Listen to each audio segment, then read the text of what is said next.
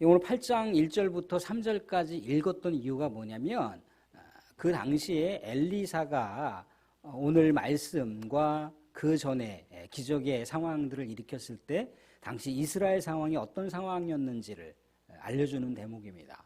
어떤 상황이냐면 그 당시에 이스라엘뿐만 아니라 주변에 이 가나안 땅 전체가 기근에 7년 동안 몸살이를 앓고 있었다는 거예요. 사랑하는 성도들, 말이 기근이 7년이지 말이 흉년이 들었다라고, 그 7년 동안 흉년이 들었다라고 하는 것은 죽음을 상징하는 거예요. 살 수 없는 그 형국을 반영해주는 내용이라는 겁니다. 우리가 8장에서 보았듯이 7년이라고 하는 기근은 엄청난 거예요. 그죠? 말 그 자체가 고통인 거고 그 자체가 지옥이 되는 상황이 돼버리는 거죠. 근데 오늘 한 사람이 어디서 왔습니까? 바알 살리사에서부터 와서 처음 만든 떡, 곧 보리떡 20개와 또 자루에 담은 채소를 하나님의 사람에게 드렸어요. 근데 이 한 사람이라고 하는 이 사람은 어디서 왔다고 그랬습니까? 바알 살리사라고 하는 곳. 그러니까 뭔가 이렇게 느낌이 좀 그렇게 편안한 곳은 아니에요. 그죠? 바알과 뭔가 연결되어 있는 지역이잖아요. 그죠? 바알을 섬기는 세 번째 지역. 그러니까 바알을 굉장히 이렇게 충만하게 섬기는 그런 강력한 도시 중에 세 번째가 바로 바알 살리사라고 하는 곳인 거예요. 기근은 그렇게 7년 동안 이루어지고 있는 상황 가운데서 바알 살리사, 우상이 만연해왔던 그곳에서 어떤 한 사람이 나와서 하나님의 사람 엘리사에게 나왔다라고 하는 건 뭘 얘기하는 건가요? 하나님에 대한 신앙을 고백할 줄 아는 사람이라는 거죠. 아까 말씀드린 대로다가 바알 살리사라고 하는 곳은 우상이 창궐했던 곳입니다. 북이스라엘 자체가 아직 이세벨이라고 하는 우상의 원흉이 살아있기 때문에 이스라엘은 여전히 바알 종교가 국교예요. 국교.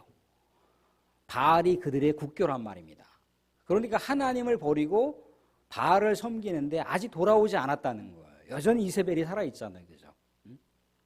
모든 우상을 통제하고 우상의 그 역사를 모든 국민들에게 다 이렇게 스며들게 했던 그 원인, 그 제1제공자가 이세벨인데 그 이세벨이 살아있다는 거예요. 그 남편 아합은 죽었다 할지라도, 그 아들은 첫 번째 아들은 죽었다 할지라도 여전히 대왕 대비마마가 살아있는 한 이스라엘 백성들은 우상에서부터 하나님께로 돌아오기가 굉장히 어려운 상황 가운데 있었던 거예요. 그렇기 때문에 사실 그것으로 인해서 기근이 7년 동안 들었다라고 하는 것을 얘기해 주고 있는데, 아무튼 그렇게 우상을 창궐하게 섬기고 있는 많은 사람들, 이스라엘 백성들의 상당수가 우상을 섬기지만 살아남아 있는 몇몇 엘리사를 비롯해서 우리 하나님을 절대적으로 섬기기 위해서 모이고 또 예배드리고 서로서로의 신앙을 격려하고 또 그렇게 늘 언제나 정말 신실한 그 공동체가 남아있는 자로서 여전히 우리 하나님의 역사가 이루어지기를 간절히 소망하면서 살고 있었다는 거예요. 근데 그렇게 우상을 섬겼던 사람들이 만연된 그곳에서 한 사람이 튀어나와서 하나님의 사람에게 왔다라고 하는 건 뭘 얘기하는 겁니까? 나는 바알 숭배가 만연되어 있는 그곳에 살고 있지만 하나님을 내 유일신 하나님으로 섬기기를 원합니다. 그러면서 엘리사를 찾았다라고 하는 것을 얘기해 주고 있는 거예요. 근데 이 한 사람을 통해서 기적의 사건이 일어나더라는 거죠. 오늘 이 한 사람이 보리떡 20개와 또 자루에 담은 채소를 엘리사에게 가져온 거예요. 이것을 선지생도들, 하나님을 섬기는 사람들에게 먹을 수 있도록 그렇게 한다는 거죠. 한 사람의 헌신은 굉장한 우리 하나님의 은혜의 사건을 일으킬 수 있는 촉매제가 되는 거예요. 근데 사랑하는 성도들, 자 보세요. 보리떡 20개가 뭐 얼마나 되겠습니까? 보리떡 20개가 얼마나 될까요? 우리 요한복음을 보시게 되면은 뭐 떡 5개와 뭐 생선 2마리가 어린아이가 싸운 도시락이란 말이죠. 그죠? 한 사람의 약 한 끼 식사밖에 안 되는 거예요. 그죠? 5개가. 보리떡 5개가. 그러면 보리떡 20개는 기껏해야 한 뭐 4명, 5명 정도 먹으면 딱 끝나는 식사량이란 말이죠. 근데 이 식사량으로다가 43절에 보면 선지생도가 100명이나 된단 말이죠. 100명을 먹일 수가 있습니까? 없습니까? 불가능하다는 거예요. 불가능하다는 거예요. 가져왔어요. 그죠? 아무튼 이 사람이 뭔가 정말 하나님을 떠나서 살았던 많은 사람들 중에도 구별되어서 나는 세상이 그렇게 하나님을 버리고 하나님을 등지고 살지만 나는 하나님을 섬기겠습니다 라고 그렇게 손을 들고 하나님 편에 서기를 원했던 이 한 사람이 그래도 정성을 다해서 7년이나 되는 엄청난 기근 속에 자기가 먹을 것도 사실 부족하잖아요. 그죠? 자기가 먹을 그런 식량마저도 구별해서 하나님의 사람에게 가져왔다는 거예요. 그냥 단순하게 이웃사랑을 실천하는 차원이 아닌 거죠. 하나님의 신앙 고백이 담겼다라고 하는 건 곧 이걸 뭘 얘기하는 거냐면 예물을 얘기하는 거예요. 예물. 보리라고 하는 것을 이렇게 뭔가로 갈아갖고 가루가 된 상태에서 떡을 만든 거잖아요. 그죠? 이건 소재를 상징하는 거예요. 소재. 하나님께 바쳐지는 소재를 상징한단 말이죠. 그죠? 아무튼 자루에 담은 채소는 양식을 또한 상징하는 거예요. 그죠? 이걸 좀 우리가 조금 더 좀 거시적인 차원으로 하자면 예수 그리스도의 십자가 사랑과 은혜를 여기다가 담아놓은 거예요.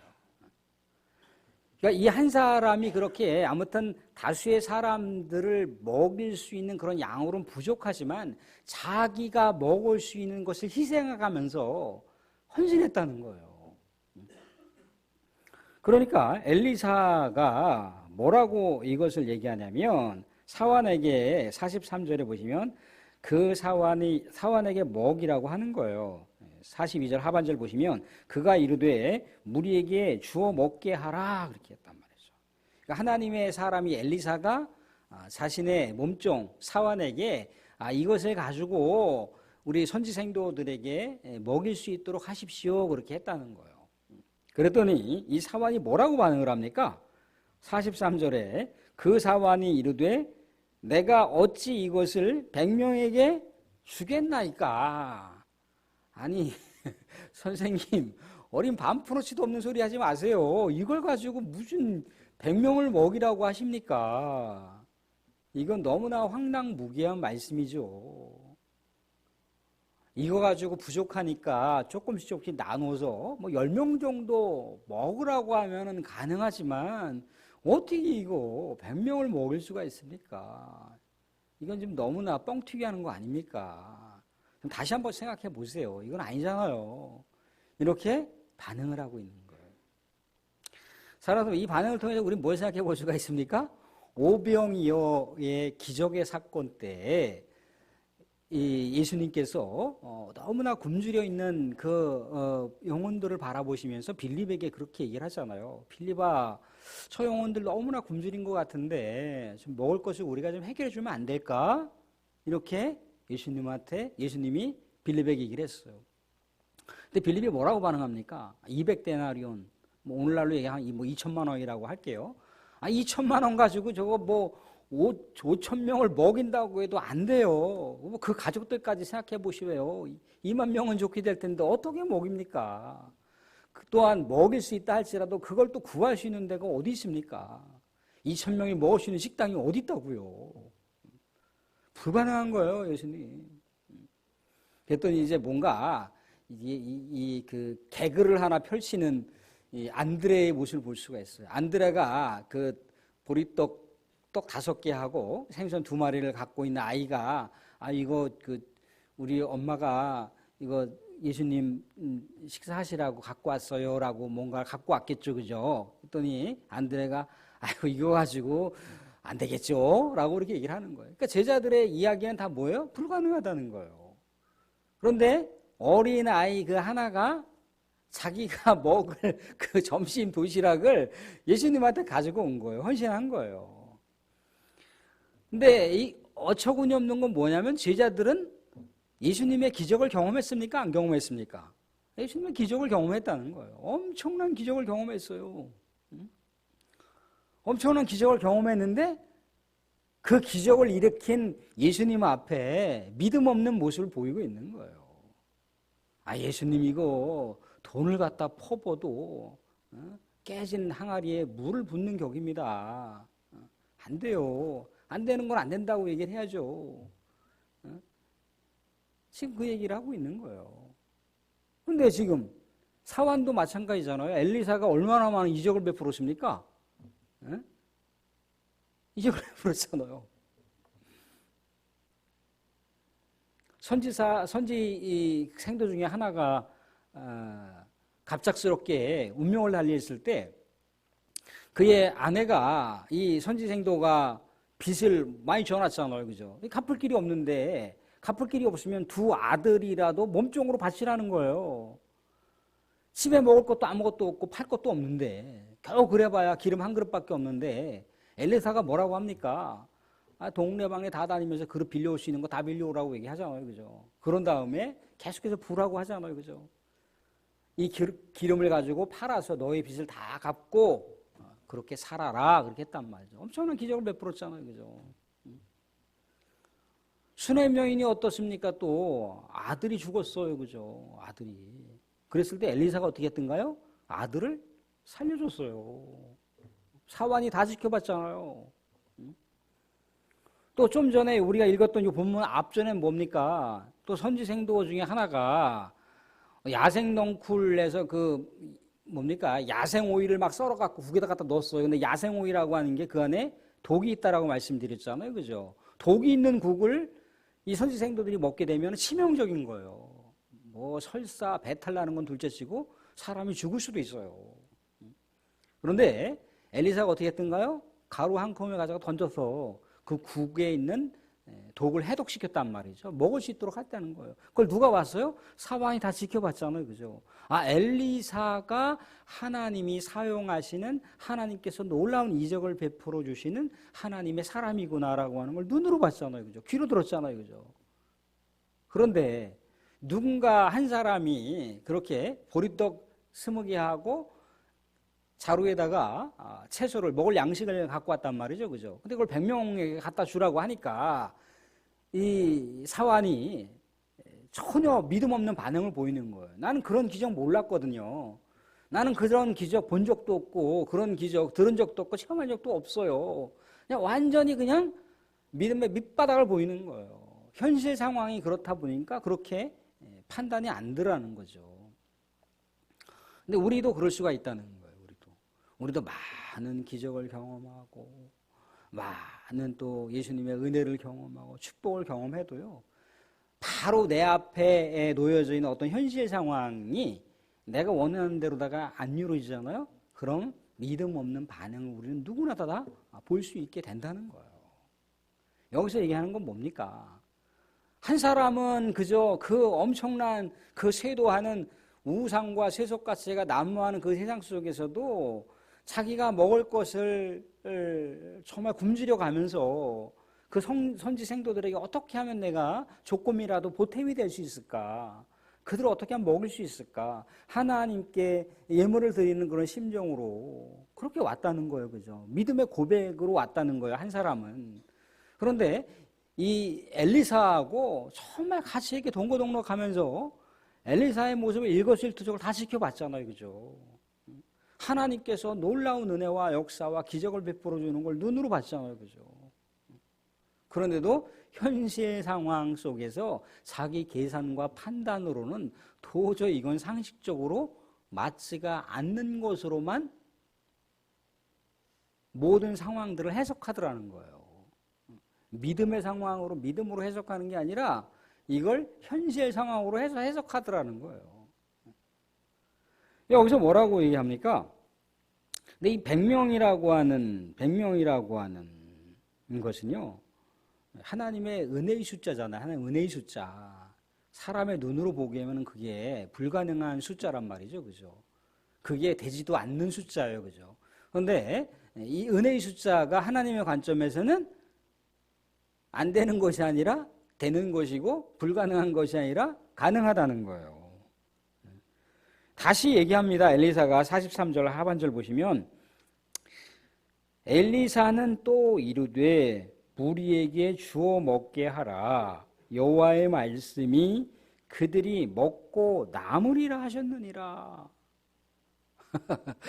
여기서 사환이 어떻게 보면 좀 웃었을 수도 있을 것 같아요. 아니 저거 5명이 먹어도 저거 장정 5명이 달라붙으면 저거 한 입씩 2입씩 들어가면 아무것도 없는데 무슨 100명이 먹고도 남아. 약간의 그런 불신하는 마음을 갖고 있었겠죠, 그죠? 그런데 아무튼 100명을 나눠줬더니 어떻게 됐습니까? 44절에 그가 그들 앞에 주었더니 여호와께서 말씀하신 대로 먹고 어떻게 남았더라. 먹고 남았더라. 먹고 남았더라. 한 사람의 그 정말 아름답고 소중한 그 헌신을 통해서 하나님께서는 귀하게 사용하시는 것을 우리가 보게 되는 거예요. 사랑하는 우리도 마찬가지입니다. 하나님을 정말 우리가 정성을 다해서 마음을 다해서 섬기고 또 그분 앞에 충성을 하게 되면 우리 하나님이 신묘막측한 곳으로 우리들에게 은혜를 베풀어 주시고 내가 생각하지 못한 여러 가지 그 상식 밖의 놀라운 기적을 우리들에게 베풀어 주시는 거예요. 우리에게는 우리의 한계 상황을 뛰어넘는 것을 우리는 기적이라고 얘기를 하지만 하나님의 관점에서는 그냥 그 기적 자체가 일상이란 말이에요. 일상. 그러니까 그 하나님을 우리가 바라볼 때 하나님은 전지전능하신 분이고 하나님 말씀으로 천지를 창조하신 분이라는 거예요. 그 하나님을 우리가 다시 늘 언제나 대면하고 우리가 악망하게 됐을 때 그 하나님을 늘 언제나 우리의 의식 저속 깊숙하게 계속해서 머리끝부터 발끝까지 물들이는 거예요. 그러면 우리가 하나님 앞에 설 때 우리가 부족한 믿음이 다시 한번 또 회복이 되고 부족한 믿음이 다시 한번 회복이 되고 그럴 수가 있다는 거예요. 결국 뭡니까? 오늘 43절, 44절 보시면 반복되는 어구가 있어요. 그죠? 여호와의 말씀이 먹고 남으리라. 44절에도 여호와께서 말씀하신 대로 먹고 남았더라. 하나님의 말씀이 이런 놀라운 기적을 베풀어 줄 수가 있다는 거예요. 물론 하나님의 축복의 통로, 기적의 통로로 엘리사를 사용하셨지만 엘리사는 도구에 지나지 않아요. 하나님께서 얼마든지 엘리사가 아니더라도 그 누구라도 사용하실 수가 있어요. 그죠? 하나님의 말씀에는 뭐가 있다는 겁니까? 이 안에는 능력이 내재되어 있고 또 기적이 함유되어 있다라고 하는 것을 얘기해 주고 있어요. 그러니까 우리가 하나님의 말씀을 그냥 우리가 읽는 것으로 듣는 것으로 만족할 것이 아니라 정말 이 말씀을 우리가 하나하나 생각해보고 또 헤아려 보면 그 말씀 안에는 정말 우리 하나님의 백성들, 우리 하나님의 영혼들을 하나님께서 특별하게 생각을 하시고 특별하게 뭔가 보존해 주시고 특별하게 그 영혼을 책임지신다라고 하는 하나님의 이 아버지로서의 책임의식이 우리 안에 말씀 가운데 담겨 있다라고 하는 것을 우리가 헤아려 볼 수가 있는 거예요. 그러니까 우리가 하나님 말씀을 보다가도 은혜를 받고 또 무릎을 탁 치면서 이게 하나님의 은혜구나, 하나님의 축복이구나. 그 전에 성경 통독 강좌를 제가 이렇게 몇 회를 예전에 교회에서 실시한 적이 있었어요. 근데 막 그 빠른 속도로 읽어야 되잖아요, 그죠? 막 6명, 7명이 막 돌아가면서 계속 읽어요. 빨리 읽는다. 눈으로다가 이 성경 찾아가기도 힘들어요. 근데 빨리 읽는 것을 그냥 힘들지만 또 그 일주일 동안 같이 이렇게 시간을 구별해서 통독하는 시간을 갖게 되잖아요. 그죠? 일주일 딱 끝나고 나면은 정말 그 빨리 읽는데도 불구하고 귀에 꽂히는 게 있고 눈에 들어오는 게 있는 거예요. 그러면 그 은혜를 가지고 이렇게 간증도 하시고 고백도 하시고 그래요.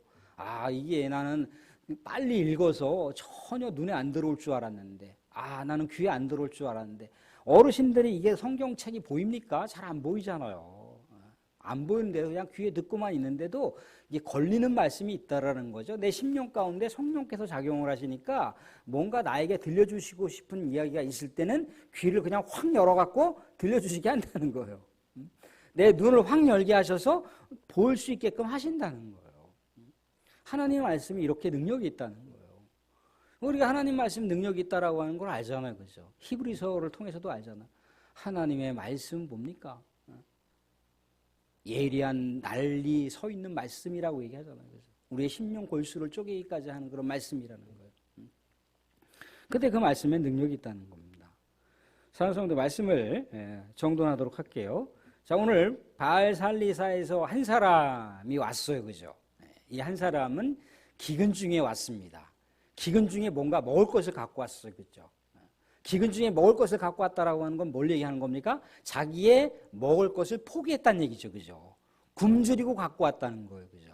그런 헌신을 통해서 하나님은 그 한 사람을 눈여겨보시고 그 한 사람을 사용하신다라고 하는 것. 그 한 사람이 내민 소중한 헌신을 하나님께서는 기적으로 전환시켜 주시는 그런 놀라운 은혜의 사건을 우리가 말씀 가운데 보는 것인데 이것은 우리의 삶의 적용도 마찬가지라는 거예요.